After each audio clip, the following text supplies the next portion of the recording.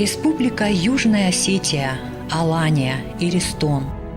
Земля древних ариев, скифов, алан, осетин. Извечная твердыня света и добра, священная обитель народа, сохранившего наперекор безжалостной судьбе древние сакральные знания, язык, традиции и мировоззрение своих великих предков. Об этом говорил исследователь осетинской культуры XIX века Владимир Пфаф, утверждая, что осетины чудесным образом сохранили в своей духовной традиции черты, которые являются остатком времен высочайшей нравственной цивилизации Золотого века.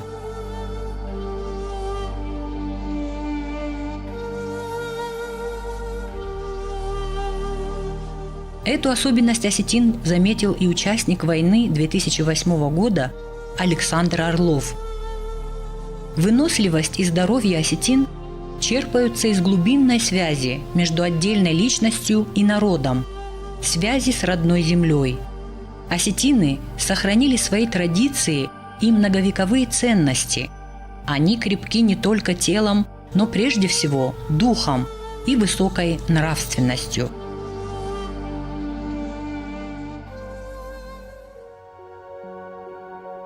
Согласно легендам Востока, есть народы, прошедшие человеческую эволюцию и достигшие божественного мировоззрения, которые присылаются на Землю с миссией помогать другим народам постигать тайны бытия. Для пятой расы это были арийцы, народ великих духов, народ посвященных и жрецов.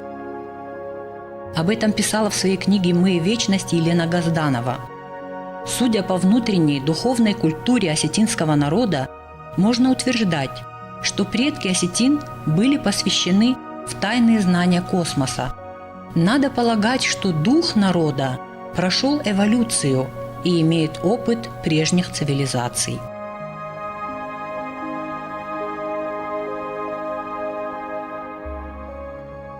Учение древних ариев было связано с вселенским, космическим миропониманием, с почитанием сил природы, с необходимостью свободного, осознанного выбора человека между добром и злом. Согласно древнеарийскому учению, Богу не следует поклоняться в храмах, так как вся земля и небо – это Его великий храм.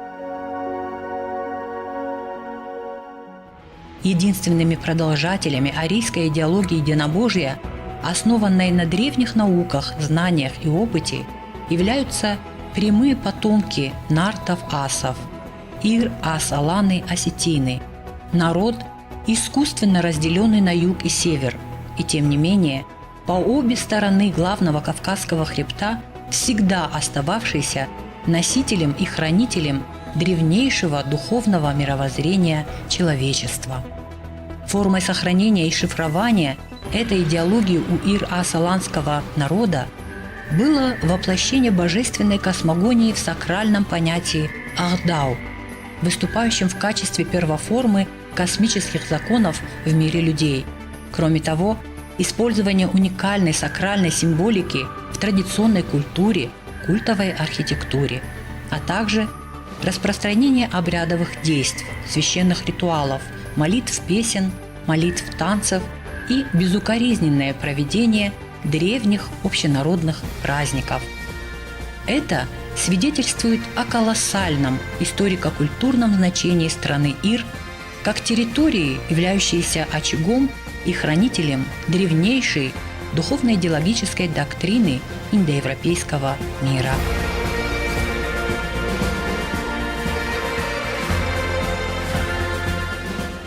Мы носители величайшей культуры, величайшего культурного наследия, величайших традиций, которые до сегодняшнего дня с Божьей милостью нам удалось сохранить. Нам ничего не надо выдумывать. Наша национальная идея – это в том, что мы сохранили сами себя, чтобы мы остались самими собой. Вот наша национальная идея. Значит, существует система Ахдау. Это начало, это фундамент. Ахдау обязателен для всех, и для мужчин, и для женщин, и для героев, и для негероев, и для больных, и для здоровых. Ахдау – это прописанная система правил. И система, которая была также необходима для выживания, как воздух, к примеру, да? Эта система сама по себе заключала принципы, которые позволяли хаосу не пересечь какие-то границы, не вторгнуться в человеческую жизнь. Это цивилизационная система этическая. Возвращение к национальным истокам – это не только петь, танцевать, произносить тосты. Это главное, чтобы мы себя ощущали прежде всего осетинами. И также наследниками тех великих традиций, которые мы получили от наших предков, от тех людей, которые устанавливали законы общения, законы существования в обществе, в своем обществе и с другими обществами. Это, я считаю, очень большой дар, очень большая ценность, которой мы должны дорожить, которую мы должны сохранить, развивать и передавать нашим потомкам. Земля Иристона, Осетия-Алания, исторически является крупнейшим и древнейшим сакральным центром всего индоевропейского мира. Это единственная точка на планете Земля, где на сравнительно небольшой территории Центрального Кавказа сосредоточено такое огромное количество святых мест – кувандонов. На юге и севере Осетии-Алании их насчитывается свыше 1000.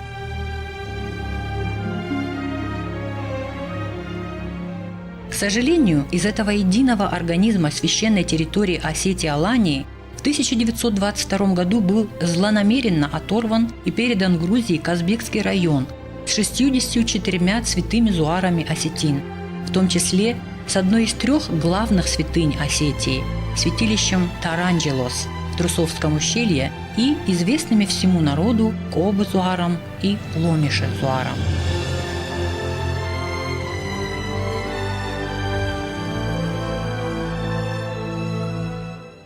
В Южной Осетии главным считается святилище Джерезуар, посвященное Лактезуару, в котором успешно излечивали душевнобольных. Мы рассказывали также о древнейших культовых местах древних ариев Гомарт и Усанет. Еще одно необычное святое место есть высоко в горах над селением Шихантур, святилище Билурта. Земля вокруг этого святого места резонирует. Удивительно также, что в Южной Осетии есть около 30 святилищ с названием Реком, а также есть множество других древних загадочных мест, хранимых народом Ир с древнейших времен. Культовые сооружения нартов-асов, выстроенные ими высоко в горах Центрального Кавказа, являются символами древних космогонических воззрений их создателей. Каждый из 1000 ныне известных зуаров имеет свое сакральное таинство и играет определенную роль в структуре природного храмового комплекса Осетии-Алании. Осетины пришли на Кавказ не только со своим языком, не только со своей мифологией. Они принесли с собой и свои верования, корнями уходящие не только в иранскую, но и в арийскую эпоху. И у нас абсолютно четкое убеждение, что все наши церкви, храмы и святилища построены на особо каких-то энергетических зонах. И мы даже, когда вот начинаем какой-нибудь памятник исследовать, скажем, 17 века, мы находим элементы 10 века, 8 века. И мы абсолютно уверены, что на этом месте было какое-то древнее святилище, и наши предки прекрасно знали об этих энергетических точках, и там они строили. Ну, а дальше, когда христианство стало проникать, вот они вот уже здесь возводили строение. Святилища – это не только те, которые наземные сооружения. У нас святилища в огромном количестве представлены просто местом. Понимаете, вот место. И село, фамилия ходит к этому месту, потому что память народная хранит традиции святости этого места. В Южной Осетии имеется несколько святилищ, проходя мимо которых путник обязан был либо отломить ветку дерева, и оставить ее у основания святилища, либо заранее, заблаговременно запастись охапкой дров, принести их туда и специально их там разложив, оставить. Это как бы дар божеству, вот это есть жертвоприношение.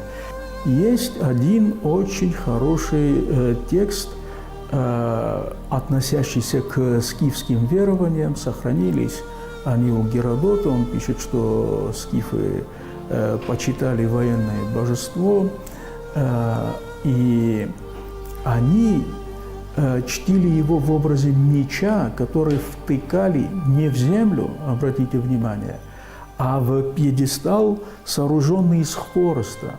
То есть каждый скиф должен был отломить, где-то срезать, либо пруд, либо ветку дерева он должен был принести. Они сооружали огромный пьедестал, и в центр водружали меч, которому и поклонялись.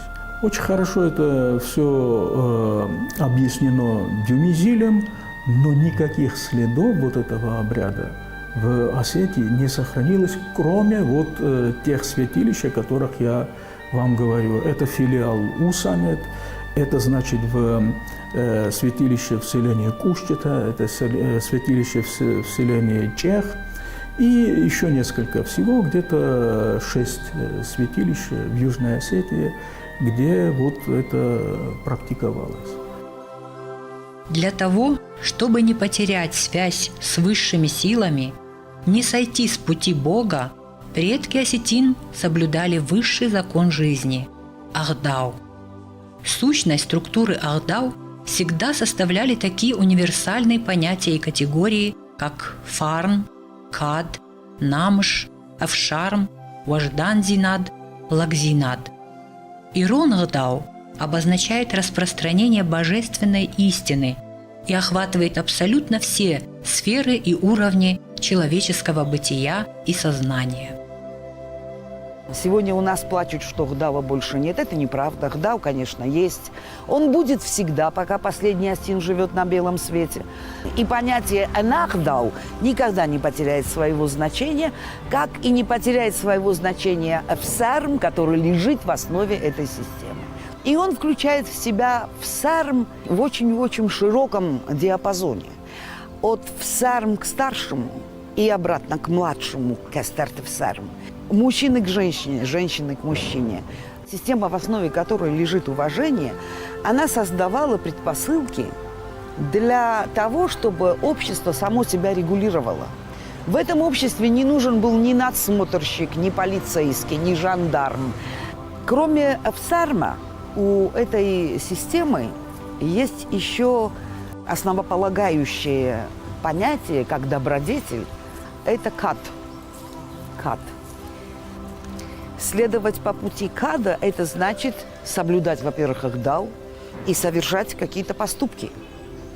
И сразу же возникает вопрос, а зачем вообще надо было быть кадчен? Зачем надо было быть, скажем так, святым?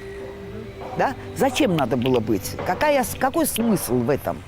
А смысл, и это вытекает из самого эпоса нарского, как первоисточника наших представлений о духовности древней нашего народа, да? Смысл состоял в том, что только преодолевший в себе ваигов и таким образом избавившись от своих материальных зависимостей и привязок, только такая личность могла приобрести некую, скажем так, невесомость для обретения нового знания о мире. У нас не было законов писанных, у нас не было конституции, у нас был Ахдау, у нас были адаты, которые успешно регулировали всю нашу жизнедеятельность, любой срез нашей жизнедеятельности. И это было настолько правильно, что это вызывало восхищение. Ахдау у осетин была на первом месте всегда. Они умели себя вести, и при встрече с женщинами они не могли себе позволить лишнего, плохие слова или что-то, или неприятно одетым, или как-то. Но в Осетии это очень сильно было развито. Как вести себя перед младшими, их, младших, и, насколько я помню, никогда не унижали, никогда не оскорбляли. Это их воспитывали так, в танце, в послушании и почитании старших. Не дай Бог, чтобы младший когда-то косо посмотрел на старшего. Это ему было позор. Он тогда всю жизнь был бы, уважение он терял. Я занимаюсь туризмом, альпинизмом, вожу детей именно в такие места, где ярко проявляется Ирон Ахтау, Ирон Фарт. Есть со стороны Кударского ущелья Мурах. И там, насколько я знаю, и как мне объясняли, туда приводили своих детей из долины, из других республик, как себя вести. Их обучали там. Туда был конкурс. Там деревянный крест стоит, там сим-де-фаз. Там они свои эмоции, свое проявляли в танце.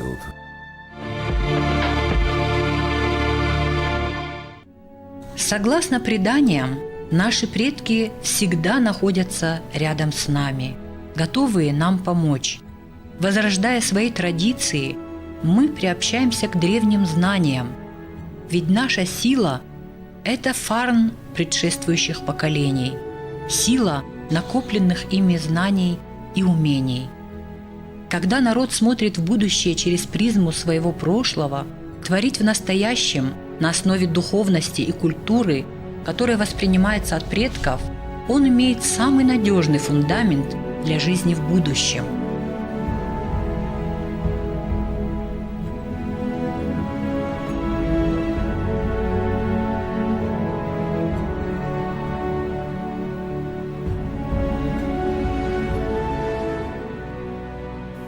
Приметой последнего времени является то, что люди начинают возвращаться к национальным истокам.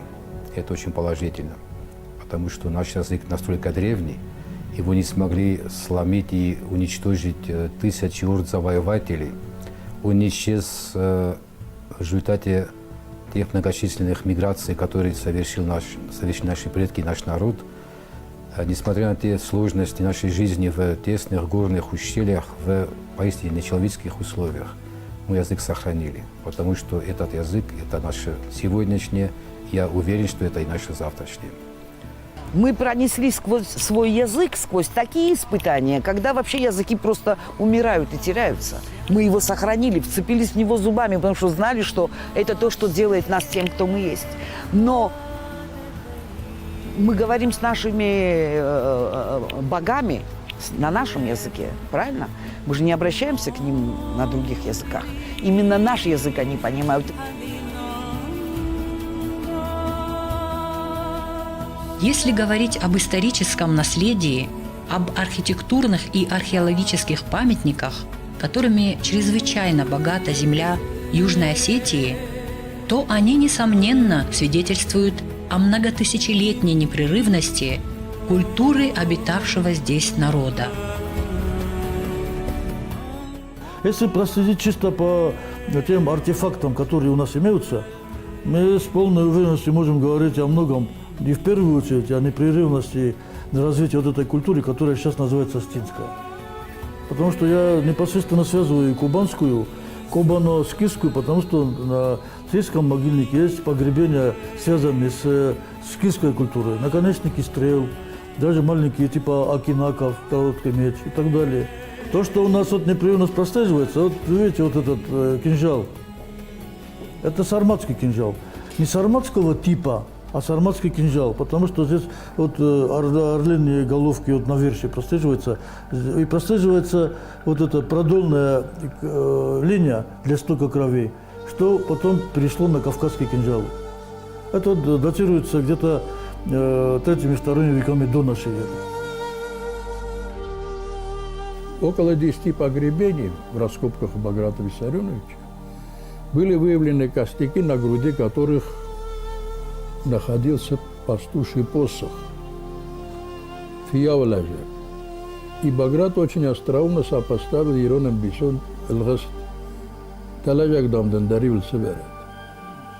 То есть это, можно сказать, исключительно редкий очень параллель, когда какой-то материал, почему так археология в чистом виде, ну, это мертвый в этническом отношении, к сожалению. Но вот когда такие параллели, и Баграт-Виссарионович тогда датировал это X веком до нашей эры. Последние мои исследования, частью опубликованные, частью нет, приводят к мысли о том, что появление предков осетин на Кавказе относится как минимум где-то к середине второго тысячелетия до нашей эры. Изучение скифо-осетинских параллелей – это этнографические, начало которых положил Всеволод Миллер, это языковые, в том числе фразеологические. Ну, о них много можно говорить, и насчитывается, может быть, несколько десятков таких параллелей, которые насчитывают хронологически не менее 2500 лет. Ну, за Магурла Гвардунджин. Есть такая пословица. Хана элгест ханат кораг элемент кавиногдесар. Вот они как бы несколько, и такие параллели, которые насчитывают не менее 2500 лет, четко говорят о том, что скифы говорили на том же языке, на котором говорят осетины. Здесь наличествует то, что говорит именно о том, что здесь живет тот народ, который здесь жил, который является именно потомками ранее здесь проживающего народа. Индоевропейцы, именно индоевропейцы.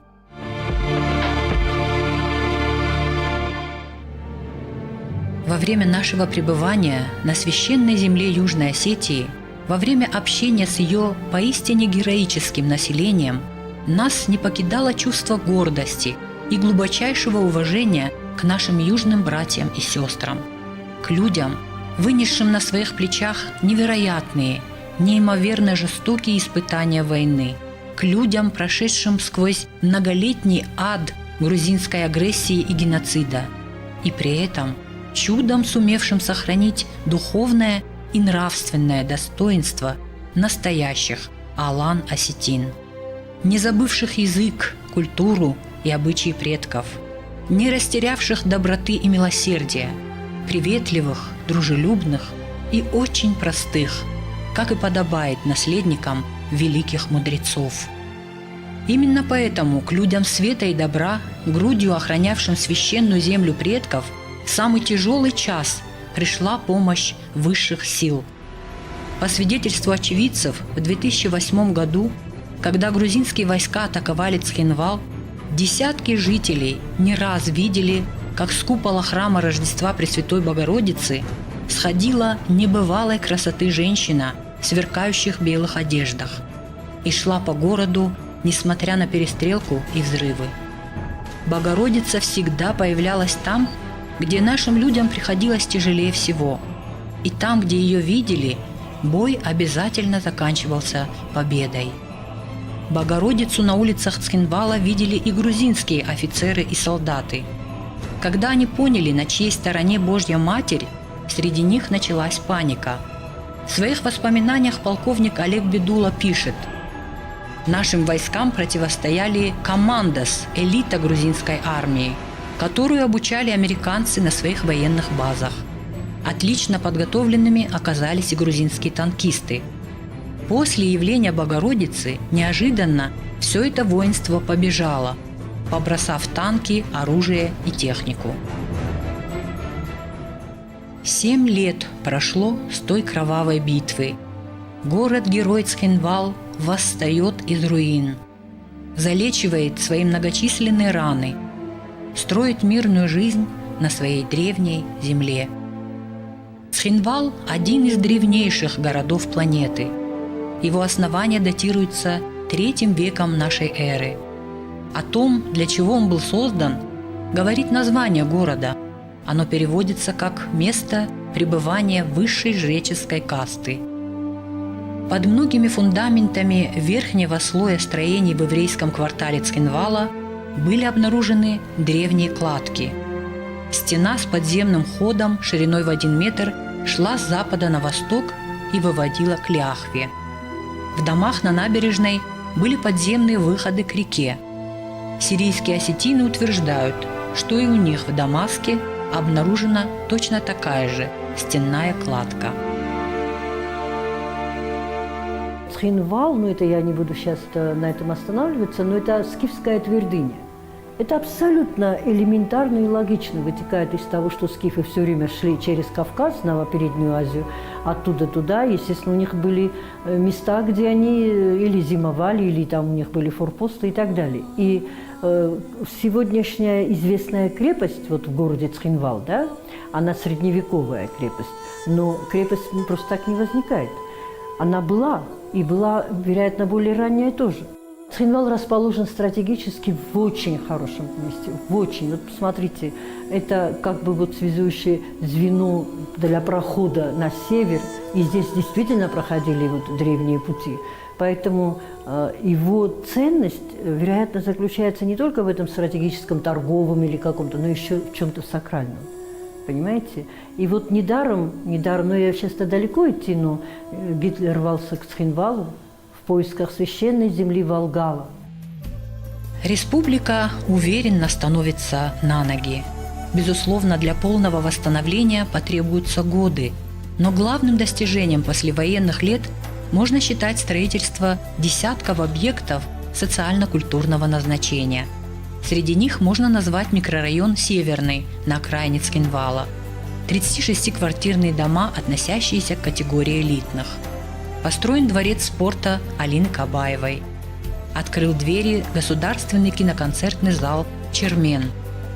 Построено здание администрации Зауского района. Завершено строительство автомобильной дороги Дменис-Ленингор.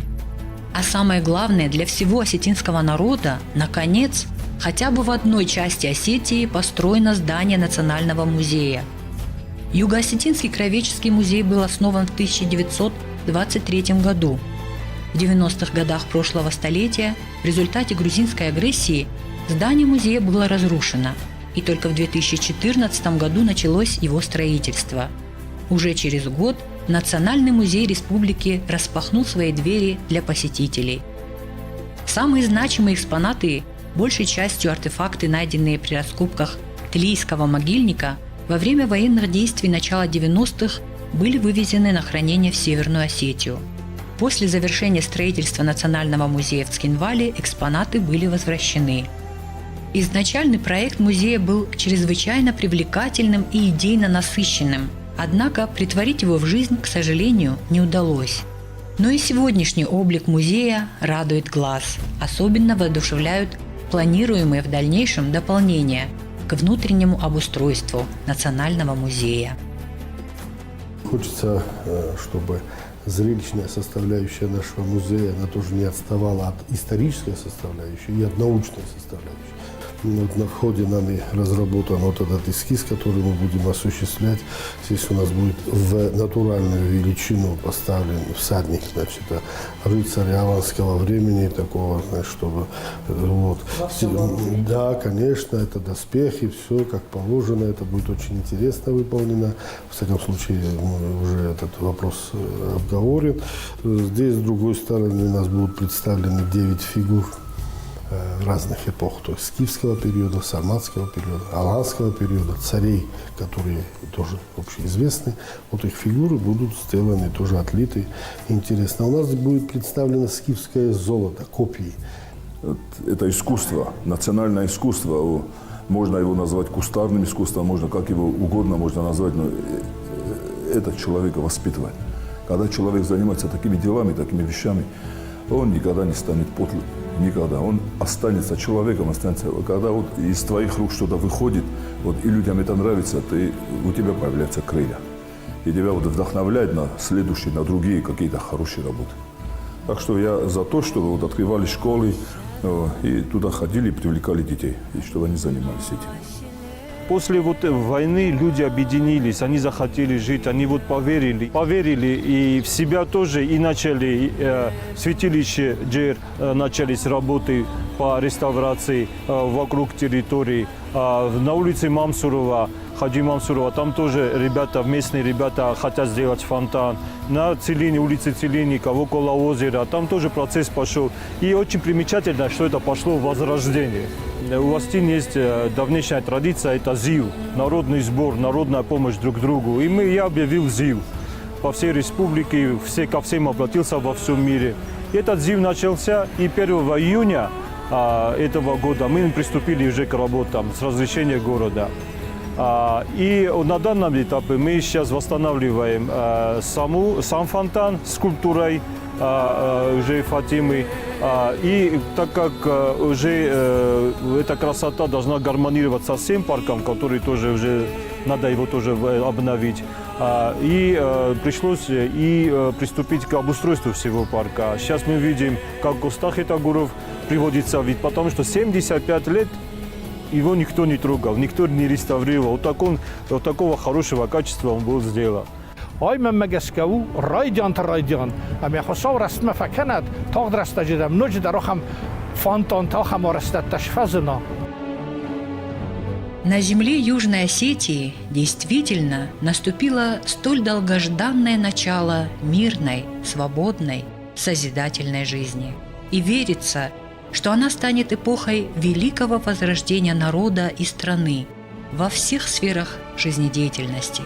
Возрождение и в сельском хозяйстве, для которого есть много благоприятных факторов – климата, плодородности почв и трудолюбия населения. И в области промышленности, особенно рудной, поскольку недра республики чрезвычайно богаты залежами полезных ископаемых.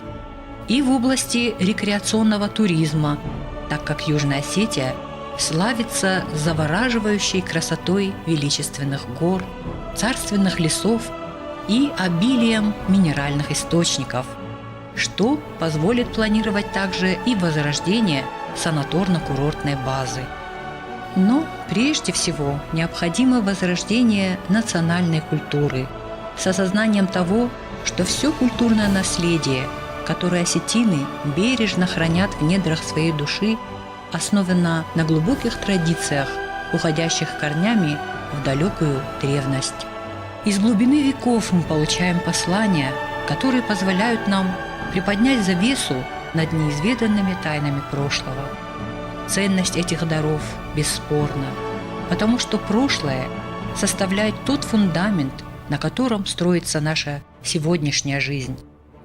Возвращение к истокам древних знаний есть та бесценная национальная идея, которая выражает цель и смысл существования этноса, нации, в настоящем и будущем. Это стратегия выживания, объединяющая народ. И наша самая главная задача, как преемников скифов и алан, сберечь свою национальную территорию, сохранить самобытный менталитет, изучать и развивать традиционную культуру и язык, а также найти ключи к разгадке всего бесценного наследия, завещанного именно нам, нашими великими предками на юге и севере Осетии, Алании.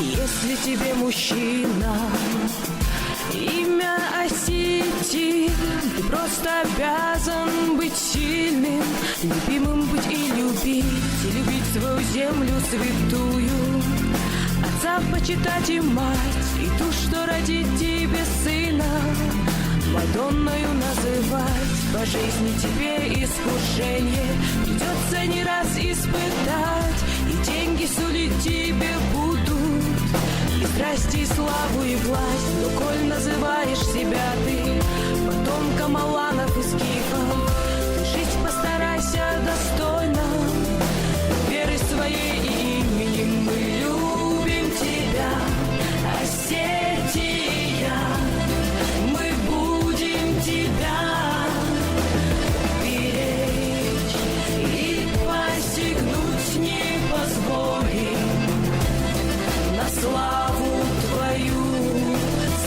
твою честь.